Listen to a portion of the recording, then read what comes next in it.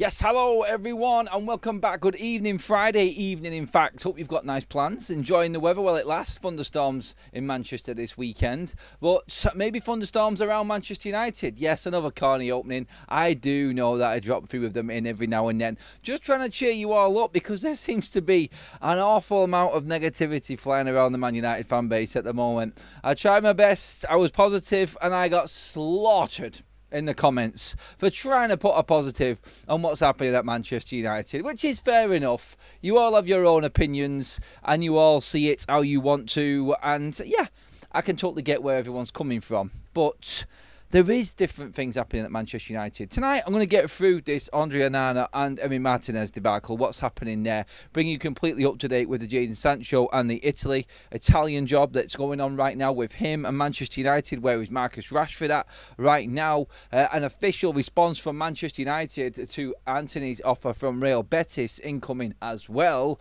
everybody. Manchester United say goodbye to an important member of staff, while also cancelling out another top striker targets. What does that mean?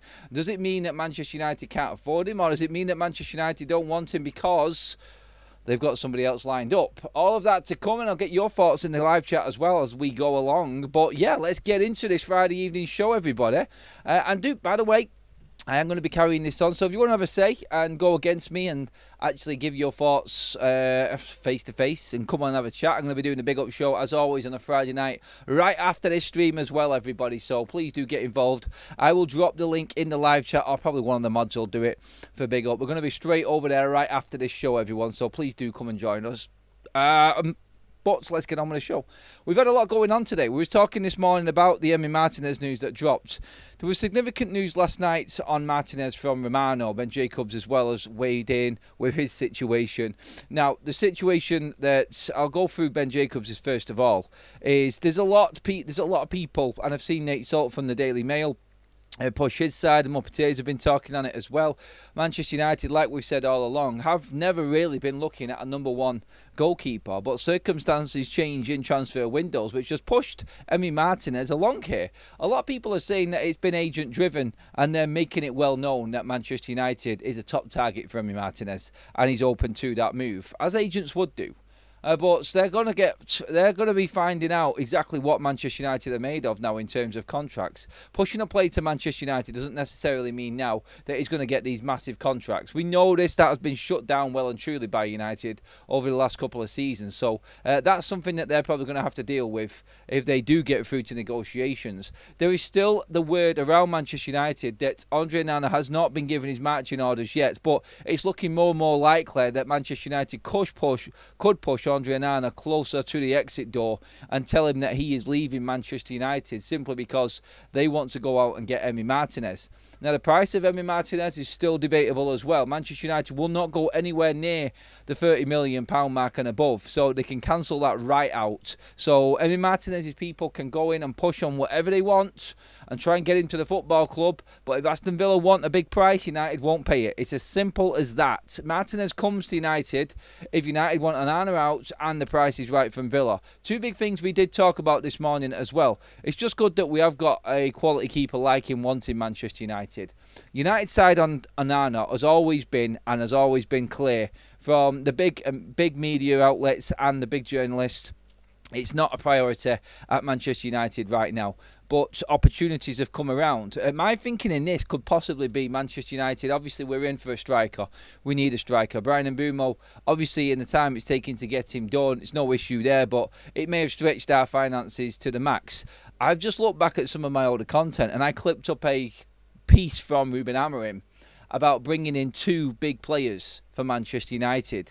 This was back in April, May time. Two big players in the transfer window when he was speaking in a press conference. Now, we could actually have them two big players already, and then everything else probably starts to fall into place in and around what is actually available to United in this transfer window. We didn't want a number one goalkeeper, we wanted a number two. It makes sense. That number two for Manchester United could challenge Onana then, and then maybe we could sell Onana next year. everything is looking down the road of Onana needs to be sold for Emi Martinez to come in. If Andre Onana is sold and he does go to what one reporter said today, Monaco, who have been interested in Andre Onana, that came after the show this morning, and that news started to do the rounds on social media as well. Monaco being interested in Onana. That, I think, is a significant one. Could be. They're bringing up a few players. Obviously, Paul Pogba has gone there to Monaco now. Saudis is more than likely the obvious outcome for Andre Onana if he leaves Manchester United. And that's probably where we're going to end up selling him to, if anybody comes in for him, that is anyway. But Onana does have to leave, it would seem, for Martinez to come in. I think that's been made very clear now. From everything from today, from what Romano said last night, leading into what Ben Jacobs said, into the Daily Mail, and a few other sources as well. Alcaraz has come in and said that Manchester United do want to move Onana on if they are going to bring in another number one goalkeeper. Now, this wasn't the case before. The only reason this has come about is because I don't think United feel like they're going to get their number one striker target. Well, we know they're not going to get the number one. We're not going to get the number two, and probably not the number three. After it was played down the links with Eintracht Frankfurt's Hugo Ekitike, Manchester United just touching base and finding out what the situation is, not going fully on in for him. This now has obviously brought up the situation where, like, okay, who is left? What strikers are left out there for Manchester United? Is it going to be the 10s and then we wait it out till next season when we can attract a better striker? Are United going to stand firm on their stance with no one coming into Manchester United unless you really want to come to United? I've mentioned Dusan Vlahovic a few times now because Manchester United are in a world where we haven't got the best football to offer. We've just got Premier League. That's it. And that's difficult for some. We've got lucky with Mbeumo and Matheus Cunha. That has really helped Manchester United this transfer window. And once Mbeumo's done, we can start to sit a little bit easier, I feel, because that's the one that's really holding this window up at the moment, and I hope that we can get that over the line. Then, honestly, from that stance from United, from going into Mbeumo, knowing that we was supposed to be getting a number 9 first before Mbeumo, I feel these are the two big signings for Manchester United, Cunha and Mbeumo. Everything else is going to fall into place like we've been discussing and getting deals and figuring out certain ways of getting players in through the door. Look, this window is going to completely change, and then it's going to change again. The loan market comes into play. Players that you thought might be sold to other clubs or go to bigger clubs haven't happened. Deals are going to be put on hold. There's going to be so much more change. You're just going to have to be patient, I think. And that's where we're at. It's painful, I know. I would like things done. I would like United to be operating like Liverpool. But when you spend nothing last transfer window, you can go out within the same year because that's the opportunity that Liverpool have got. Let's not forget, people comparing Liverpool to Manchester United right now need to take a little bit of a rain check on what they're saying. Let me just lay it out for you. The transfer window this season has been opened early by a month because of the Club World Cup. The only reason Liverpool are spending now and spending so much now is because they spent nothing last summer. And let's not forget, last summer is still this year's transfer window up until the end of June. So Liverpool are ahead of everybody because they didn't spend a dime last summer. Chiesa, you can try and put that up there if you want, but they spent nothing. So they've got all of last summer's budget and all of this summer's budget and some more on top when July 1st kicks in as well because they're doing so well. So everything that they didn't spend last summer, they are spending now. So it's within the same financial year. That's the only reason Liverpool are so far ahead of everybody else. They've taken full advantage because teams cannot spend like them because they have to wait until July 1st. Liverpool are still in the same financial year and they spent diddly squat. So yeah, they're ahead. So anyone comparing Liverpool to Manchester United right now, just sit down a little bit and just have a little look around and have a think about what you're saying because we cannot compete with Liverpool. We're not in Europe and we don't have as much money. We haven't made mistakes that we've made before. And this is the problem that Man United have got, not Liverpool. So that I think we just need to take out of the equation completely. City can do it because they've got the Club World Cup finances to pay for these deals as well. So when people say Manchester United used to be a big club, yeah, performance-wise on the pitch, but then try to bring that line into this transfer window, just calm down a little bit is all I'm saying, because City can do it because they've already been paid for entering the Club World Cup. They will get paid a lot more within this financial cycle before July 1st if they go far into this competition. Let's not forget, 50 million just for the European clubs to compete in this actual Club World Cup that's going on right now. So City have got an advantage, Chelsea have, and Liverpool have, for reasons that I've just explained. So we're nowhere near them. We're having to find deals and figure our way through this transfer window, and it's going to keep on changing. There's nothing we can do about it, I'm afraid, but opportunities come around, and Martinez is that. And that's it at the moment. There's nothing further down the line. Apparently, Man United have not contacted Aston Villa yet. This has all been driven from the agent side of Martinez. But Manchester United are obviously looking at other goalkeepers. Manchester United are actively, according to a lot of sources, interested in many goalkeepers. And we've talked about quite a few of them. The Atalanta goalkeeper, Karanseki. That is another goalkeeper, Marco Karanseki. Apparently Manchester United are interested in him, says Damasio, as well as Emi Martinez, as well as Chevalier. United are looking at all of these goalkeepers because they all come under the same pricing bracket. They all come under that 25 million. Same with Vanja Milinkovic-Savic from Torino. All thereabouts. Now, Chevalier might be a little bit more, but there is a report going around that Aston Villa are actually close to, but they're monitoring his situation and thinking that Emi Martinez might leave. Like Ben Jacobs said, the only reason Martinez is being talked about so much right now is because they know, his representatives that is, that Aston Villa may have to sell within the next couple of weeks before this window shuts, as in this financial year, June 30th. They may have to settle up another transfer to try and get over the threshold without getting deductions. Aston Villa are the only club that are running very, very close to the financial fair play threshold in the Premier League. So they may have to sell someone before July 1st, and that's why this is being talked about. But they're not going to get the money that they're thinking of or what's being thrown around. Manchester United, whether they want to get this deal done now, what that will do to their annual finances, we don't know. And this is the problem that we've got. So Villa need the money now, this month. Manchester United might not want to spend it this month.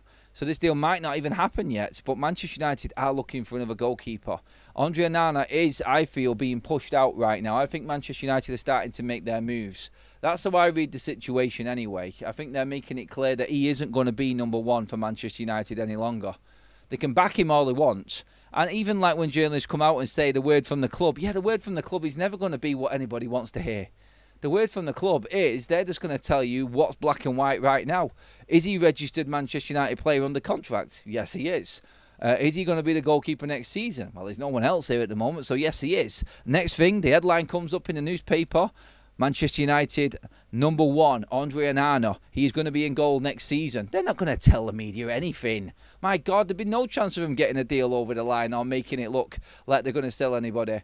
The papers always bump up what they want to make a story. But they will also come out to counter another story just to get traction for themselves. So if someone comes out and says, Emi Martinez is talking to Manchester United, someone else will come out and say, oh, this is all agent driven. Vice versa. Tit for tat. All of the time. What we know is that Andre Onana, at the moment, is under massive scrutiny from Manchester United. And we are looking for another goalkeeper. We don't get all of these links unless we are looking for another one. And trust me, when July 1st hits and Manchester United start selling players again, Bayindir will be one of them. And I think we might actually see movement on Onana. I don't think we're going to get Emi Martinez this month. I think Villa might sell somebody else. Whether or not then Manchester United go back in or play the long game with Martinez throughout the window and try and test the resolve of Aston Villa with another bid later on, I don't know. We will see, won't we? It'll be interesting when it comes about anyway. Thank you already for all the likes, everybody. Please keep piling in with them, everyone. Absolutely loving the comments flying in as well. Get your thoughts in. Let's get into the comments section now, actually. Let's see what we've got. Raw straight off the bat with a super chat. Thank you, buddy. Right now, they are focusing on buying Mbumo. Next order of business is to sell people to raise money to bring in the third edition. Still super early in the window. No reason to panic yet. No, totally agree with that, Roz. Well said, mate. And Mbumo will be the next one in. Nobody else before him. And then Man United need to sell. We know we need to sell. We need to sell Onana to get Martinez. That's why that's the top story. That's why we're talking about that. Moving on to Jadon Sancho. If you didn't see the video earlier on, everybody, the situation with him, right now, is that, well, we know that Italian clubs are after him. We broke the news earlier on. Damasio broke it, that Juventus have jumped back onto the scene, having tried last summer and nearly getting Sancho, only for Chelsea to come in the late hour of the window and take him away from United. And we all know how that worked out. But the news was earlier on that Juventus have actually put a bid down. Now, Sky is saying there isn't a bid, but Sky are also backing the thought that Jadon Sancho is open to moving to Italy. And you've got representatives of Jadon Sancho speaking now to Juventus. Apparently Juventus have spoken to Manchester United directly, and of course he's in discussions with Napoli. He's open to that move. Even the MEN have said that Jadon Sancho has given Manchester United a lifeline here because he's open to moving to Italy. So United do look like they're strongly now pushing on the Jadon Sancho side of things. That's the next port of call. So you've got Bryan Mbeumo and then you've got Jadon Sancho. And when Manchester United are looking at the options, like Estupiñán this morning, the left-back from Brighton, as another option for United. Maybe a loan, maybe a buy, a cheap buy. Paulinho, loan. Deals like this start to pop up now when you start to get into the real part of the transfer window. Because Manchester United, we're hoping to get business done with, for instance, Delap, get that over the line, get Cunha over the line, obviously. Maybe then try buy another 10 with the money that we've got. I think Manchester United right now are looking... they've set the budget on Mbeumo, that's fair. I think they had a smaller budget for a striker on top of that number 10 as well. And that was Liam Delap. So I reckon we're in the market for something similar to what Liam Delap's worth is for a striker. I really do. I think we can obviously make it happen with PSR if we want to, but that's up to Manchester United off the back of what we move on. Now, if Jadon Sancho leaves, that does open up a clear pathway for Manchester United to get another player in on top of Bryan Mbeumo. That one is absolutely massive for Manchester United. It really is. And this, I think, is probably now where Manchester United's focus solely is. Apart from Bryan Mbeumo, obviously, that looks like it's coming to a head as we reported last night. In terms of Jadon Sancho, this is the next big outgoing. And this is where Manchester United are at with trying to raise funds to bring any more money in. Let's get some more thoughts on this as well. Realist says, let's just see what we've got here. Oh, talking absolute mayhem, garbage. It's all right, mate. Adam, Manchester United should sell Mason Mount to Coventry City. That is such a random comment. It really is. Why Coventry? Signing Mbeumo without more decent players will be a disgrace. Will it? We haven't got a lot of money. Again, honestly, some Manchester United fans have got this in their heads that we should be spending an absolute fortune this summer. We're about to spend approximately 125 million on 2 quality number 10s. You've got them in. You've got to be happy with that. It transforms Manchester United's front line. We will probably go out and get a striker. I would love to see what happens and what everyone is saying at the end of this window if United actually do get some signings done. The longer it goes on, the more fuel there is for people who want to drive a negative agenda. We all know there's plenty of them people out there. There's plenty of them people out there probably talking later on tonight. But this isn't what Manchester United's situation is in reality. The reality is what we've always said. There's time to go and they're trying to make the best deals they possibly can. And if it takes all window, I don't care. As long as at the end of it, Man United have got rid of the players that we need to get rid of. And we've got decent players in that are going to feature in Man United's first team. I still feel like there's going to be 4 starting 11 players coming into Manchester United. And if you offered me that at the start, players that are better than what we've got in all of the positions that they have come in, I'd have accepted that. Over a third of the starting 11 improved off the back of not getting into Europe with the quality that we've got or what we're looking to get. Yeah, I'm all right with that. I am all right with that. Let's see what else we've got in here. Amorim will be lucky to have 3 points from the first 5 games. Clueless manager. Overstated list like Eric Ten Hag. I'm sorry, I can't there's so much negativity. It's just madness. It is. Well, never return to former glory by buying bang average players like Watkins. I'm sorry? What's going on? He's not a bad player, but we need to aim higher, albeit limited, with options. Look, Manchester United, with no Champions League, having to accept the shit that we did last season. And don't get me wrong, I'm there with everybody. Like, if Ruben doesn't make it work next season, he's going to be gone. We've said this all along. But I'm not going to lose my shit. I'm not going to overreact. I'm not going to overhype a chaos, nightmare, or supposedly Manchester United in turmoil situation that doesn't exist. When it doesn't exist for Manchester United. They are still concentrating on what's necessary right now, I feel. And Jadon Sancho, if we can move him on for 21 million, which is being reported, is that not a good deal? Considering that he was going on for 25 to Chelsea with the obligation. If Man United do get 25 million euros for Jadon Sancho, we've actually made more money than what we would have sold him on that obligation to Chelsea for. Is that not good business for Manchester United? Honestly, look, the board and the management didn't know that Ruben Amorim was going to kickstart everything the way he did with the likes of Garnacho, with Marcus Rashford, or anything like that. They didn't know that was going to happen. They've given him the rope, as Sir Jim Radcliffe calls it, to go in there and kick ass and do what's necessary. And look, he's listened to everyone at the football club as well, quite clearly, because he could have easily said, look, I want to see what Jadon Sancho's got. I want to see what he's made of. We all know what he's made of. Ruben Amorim's going to be the first manager that doesn't want to get a little bit of a glimpse of what Manchester United players can really do. He's listened to what's been said before. He's actually looked at it. He's done his homework. He's done his research. And he knows that Jadon Sancho is not going to suit what he wants. So, again, wasting time when trying to see what Jadon Sancho can do for Manchester United. He's not even on the agenda now. He's already made the decision.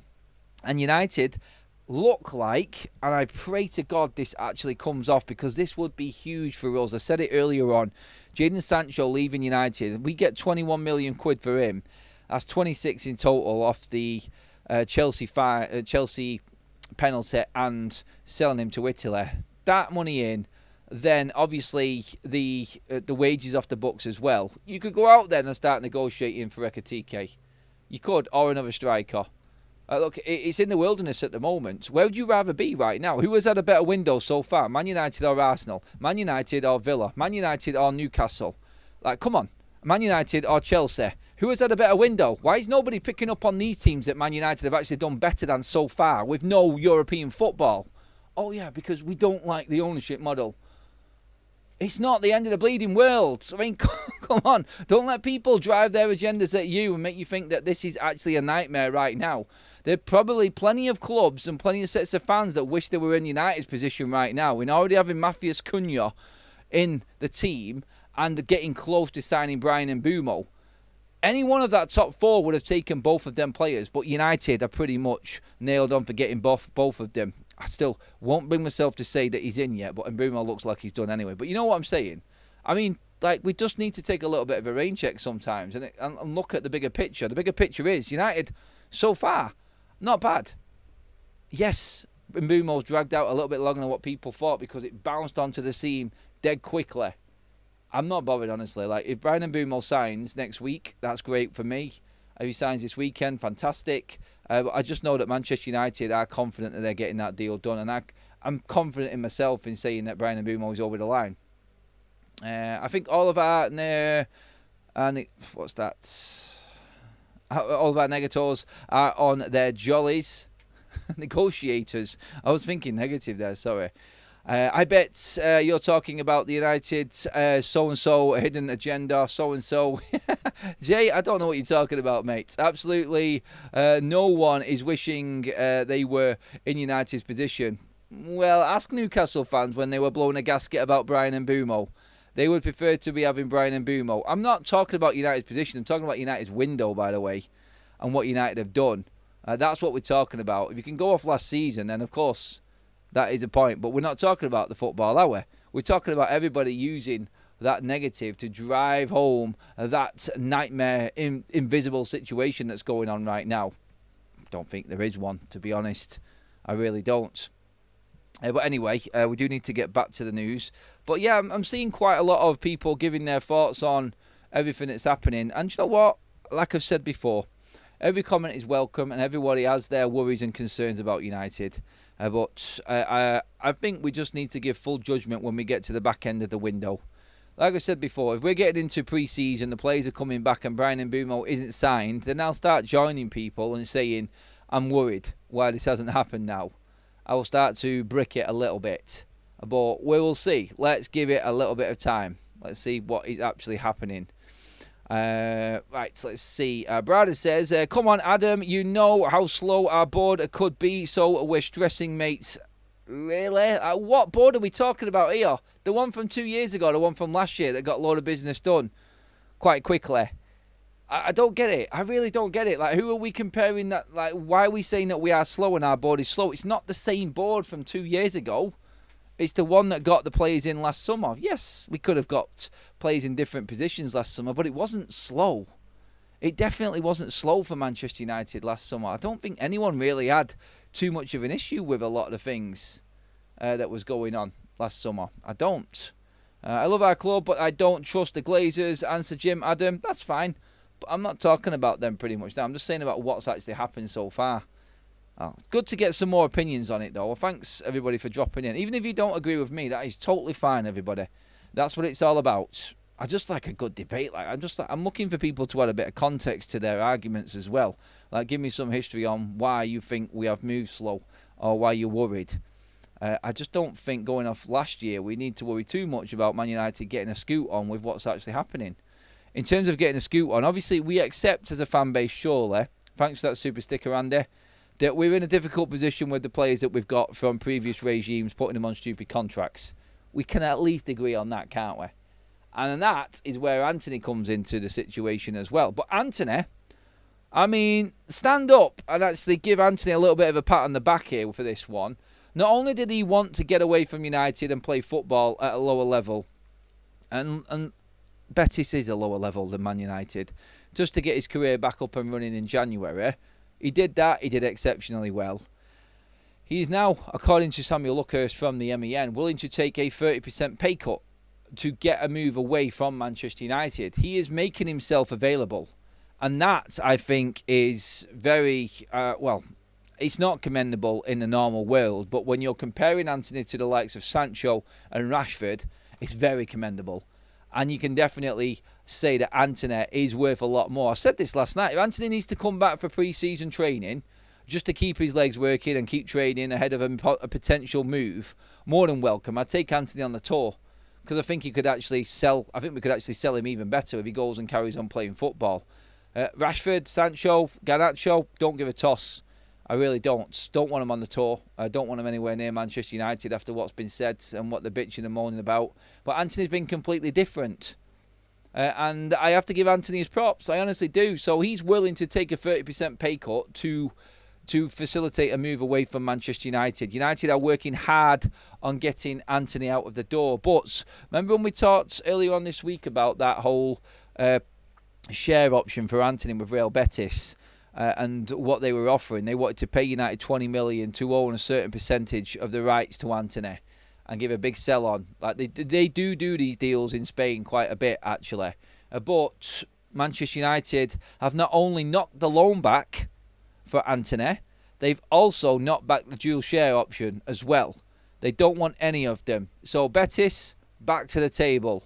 United have just said, we're not bothered about you. We don't care what you have done. We don't care that he's done well at your football club, pleading poverty or anything like that. This is Man United. We're going to sell this player, and that's that. So United have stood their ground with Real Betis right now, which is a good thing, I think, because we do need to get the money in. So Anthony's dropped his wages by 30%. So at the moment, without Champions League football, Anthony's on 150 grand a week. So if he's dropping his wages even more, to get a move away from Manchester United, is he dropping them from his original wage of 200, or is he dropping them by the 150 that's there right now? Well, if you look, Anthony's willing to take less than, it works out around about 140 grand. If you're working off the actual 200 grand a week wages that he's originally got from the start, he's less than 150 grand a week. in wages he will accept to go to another club. He will accept to go to another club, honestly. That contract that we gave him from the start was absolutely ridiculous in the first place. But yes, and it sounds crazy that I'm bigging Antony up for that sort of money because he's not worth that either. But when I'm comparing him to Sancho and Rashford, at least he's shown a little bit to actually try and make a move happen. I still don't agree with what he's on. 32.8 million, I think, is the total that Manchester United need to get for Antony to clear the debt and not go and not take a loss on PSR. That can happen, can't it? We can get 33 million for Antony. Someone is going to bid Manchester United that price. And when when July opens, I think there will be other clubs in the offing for Antony. I really do. Betis have tried to steal a March in June because other clubs can't bid for Antony yet. You wait and see what happens once that July window kicks in and everybody can start renegotiating and start working on the next year's financials. It will be a different world altogether again. And Antony might even go for more because you bring in Juventus, you bring in Atletico Madrid, you bring in Villarreal. All of these teams that have been linked to Antony can then start bidding for him because their budget is based off the July 1st going forward. And let's not forget, all of them teams are dealing with their own rules and regulations in their own country and their league rules financially, plus UEFA's financial fair play rules. Manchester United are not because we're not in Europe and we were crap last season. But that's the situation with Antony. He's willing to help by dropping his wage. Manchester United need just over 30 million to make it happen. They've turned down the loan approach. It does look, going off that, like United have made it clear to everybody that we are not going to accept a loan for Antony. It's going to be a sale or nothing, which I think is right. Off-brand Stanley. Back again, everybody. Warm day. And yeah, let me know what you think about Antony and the situation. What do you reckon Man United can get for Antony, by the way? Can we get that 35 million? Can we clear that PSR debt? Surely we can. We've got to have a chance of getting Antony off the books for that sort of price after what he's done in Spain the back end of last season. There's got to be an opportunity there, hasn't there? Someone's got to fancy Antony. Someone in La Liga, surely. Like one of the Champions League teams. Like I said, Villarreal actually looked like a really good bet for me for taking Antony. It looks like it's a safe bet going to Villarreal. I think it suits him, like that level, not the very, very high level where you scrutinise too much in La Liga. They've got the money to spend on him. And Champions League football is there for him as well. So, I think that does work out for us. I think that makes complete sense. It really does. But, look, we will see anyway what happens with Antony and that situation. So, that's Antony, that's Sancho, that's Onana. They're your big three at the moment. There is one more. I'm going to move on to that in a minute. It's not Rashford, but Rashford is still holding out for Barcelona. Apparently, not concerned about Nico Williams. And the word is, check this out.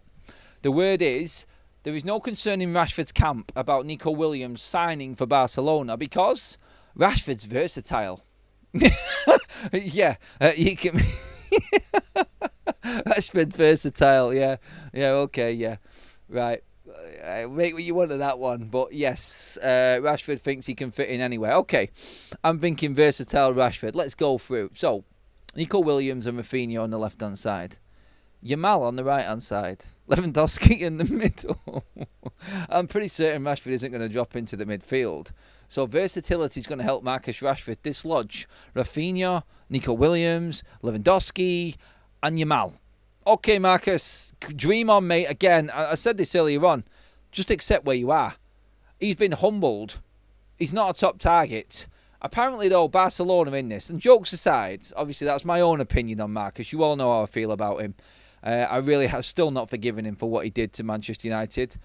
But also, when you look into the other reports on Barcelona's stance on Marcus Rashford, they see it apparently, and this is from reports coming in, they see it as an opportunity that they cannot turn down, is some of the Spanish reports coming out. Some are saying that this deal has crashed because of Nico Williams, and some are saying that no, it's not. Marcus Rashford is still a target for Barcelona. But like the MEN have said, the only offers that have come in for Marcus Rashford are loan offers because nobody in their right mind is going to give that man the wages that he is demanding on a permanent deal. He's looking to sign a 5-year contract, Marcus Rashford, and he's not looking, from what we've heard, there have been some little stories going around that Marcus Rashford is willing to take a pay cut. I've not seen anything significant, no. If he's going to Barcelona, he's thinking he's going to be this stand-up, world-beating player. I don't see how he gets into the side. And nobody's going to give him a 5-year contract, even a 4-year contract, on anywhere near the wages that he wants. Look, if Rashford wants to sign a deal on a permanent basis for Barcelona, then he's going to have to drop his wages significantly to get that over the line. He's not worth the money that he's on, and everybody knows it. Marcus Rashford will fleece Manchester United. This is where I think Marcus Rashford's head's in at the moment. I think Marcus Rashford feels like he is good enough to prove a point at Barcelona on loan to make a substantial impact that will make them buy him the following season. That's what I think is in his head. And then this season, at least, he'll go out there, he'll give everything. He's on his stupid money that he's on right now because Manchester United will be obviously paying towards that. The problem is Barcelona won't want to pay out anywhere near what Manchester United want for Marcus Rashford. They won't. There's going to have to be a massive compromise. There's no way that Barcelona will pay, for instance, what Aston Villa are going to pay, or paid, for Rashford last season. There's no way that Barcelona go near that. It was near 80% of his wages were covered by Aston Villa. United pulled off a blinder there in getting that done. And then a 40% option, a 40 million option, which I think everybody knew eventually was going to be turned down because nobody wants him.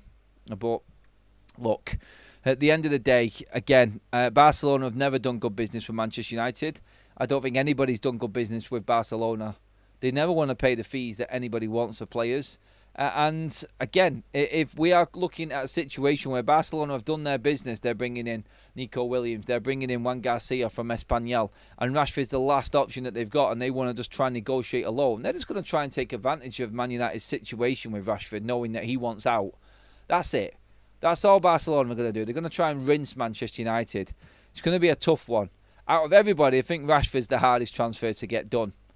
But if United say no to Barcelona, let's not forget, United, if they're going to have to pay substantial amounts of money for Marcus Rashford, I think they will play hardball on this all the way.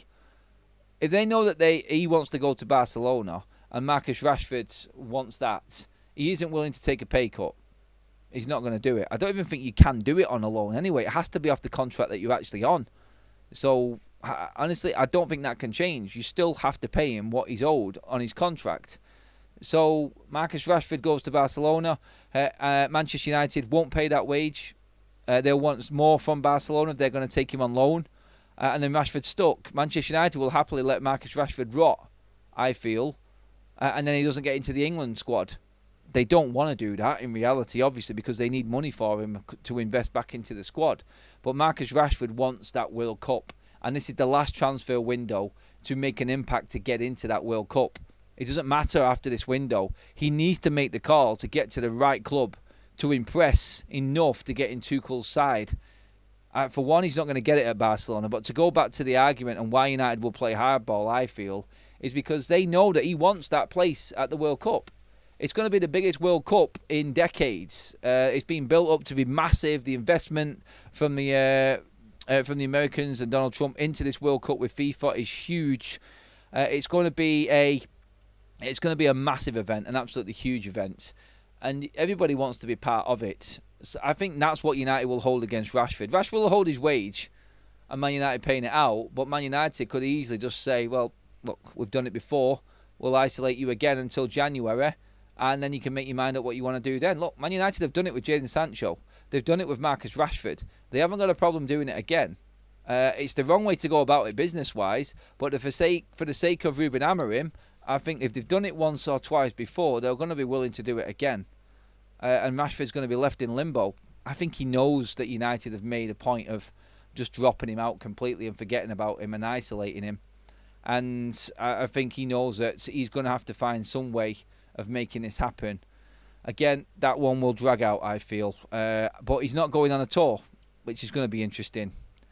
Bournemouth's high asking price for Antoine Semenyo has put off Manchester United and other suitors. Ornstein's been reporting that Spurs are looking into it, but 65 million for Antoine Semenyo. That is not happening in anybody's world, I don't think, for Semenyo. Again, Premier League players come at a massive premium, don't they? And that is the problem that we're up against now. It is a huge problem for every Premier League club because nobody wants to let go of their good players and give them to a rival. And unfortunately for United, that's what we're saying, isn't it? These teams like Brentford, Bournemouth, Brighton, letting go of them players, that's giving them, if they're selling to Man United, that's going to an actual rival. Who'd have thought we'd all be saying that? But that's the situation we're in, and that's what we have to deal with right now.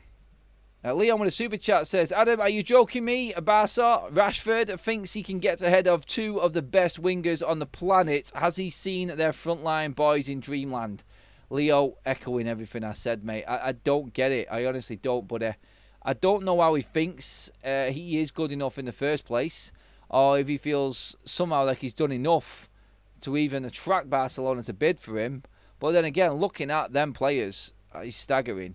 London, thank you for the gifted membership. And Mugishi, I think, Mugisha is how you say it. What's going on with Malacia? No one is saying.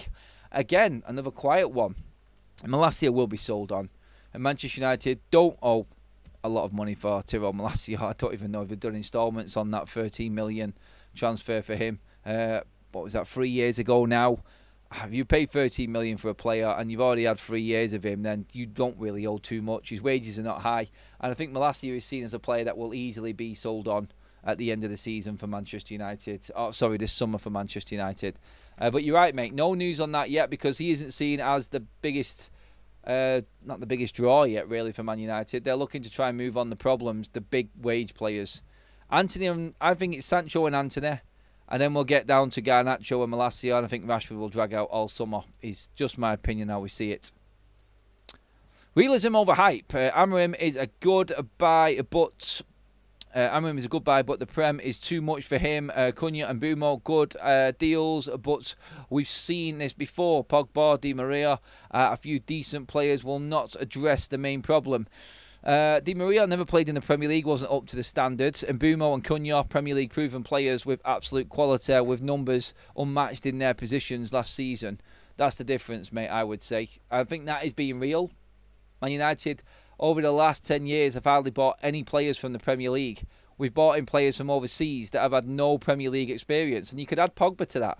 Pogba didn't have any Premier League experience, really. Came in from Italy, easy time, and then found it really tough in the Premier League. So, yeah, I look at that and I get what you're saying. There is a realism side to it, but obviously as well, if we're talking real, we have to bring in the circumstances as well.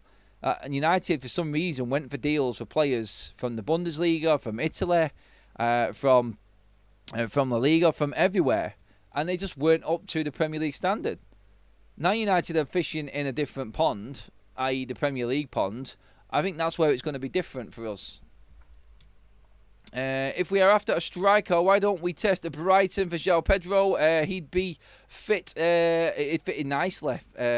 Has Premier League pedigree. I'd go for Visa from Brentford ahead of João Pedro.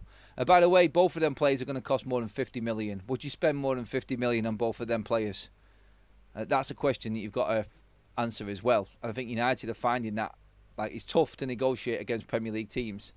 We have found that out already, but obviously Premier League players give you that near nailed-on guarantee that you're going to get performances. That's the difference, isn't it? And for United, we have to be very, very careful with what we're doing. And we do, like Ruben said, have to make sure that we don't make mistakes in this transfer window again. And that's the important thing. Quickly as well, Manchester United have let go of Nick Cox, academy head of Manchester United's academy. That is a big loss because Nick has done an awful lot of work for Manchester United's academy. I've spoken to Nick. That news was circulating for a couple of days now. But Nick has gone. That has been officially announced today by Manchester United. That is a big loss for United. A massive loss. Not sure who is going to come in for United, but he's moved on to bigger things, into a bigger role at Everton. So good luck to him. Credit to him for making the jump as well.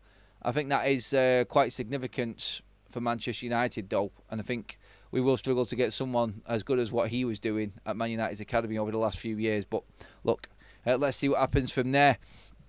Manchester United apparently have I've now said no completely. They have taken Jonathan David off the wanted list, it was seemed. They are now not interested in Jonathan David. That is going to be a no-go now. Now, you could look at that in a couple of ways. It's like, does he want to come to United? No, we ain't got Champions League. It's the usual sort of story that we're getting at the moment. Or Man United are confident that we've got somebody else lined up. I don't know. I talked about Dusan Vlahovic in that Sancho video earlier on today, just to gauge where everybody was at, test the waters, see what everybody thought. Manchester United might be fishing in them sort of waters now. And would you rather go into the season not getting your top targets and leaving it with what we got? Or would you just go out and get somebody? I guarantee you, people will say, we shouldn't be buying that quality of player. What a waste of money if we go out and buy a player and it doesn't do well. And then if we don't buy anybody, they'll come out and say, we should have at least bought somebody. We just needed someone up front there better than Rasmus. Well, Vlahovic is better than Rasmus, and he's 17 million. Would you go there? They're the questions that we're looking at right now.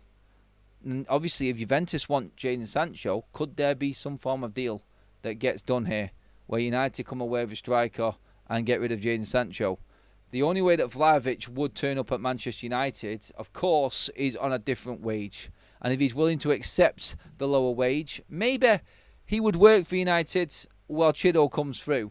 Maybe he would be a stopgap. At just 17 million, Manchester United could go out and buy another striker next season. That's all I'm thinking. He isn't top of my list.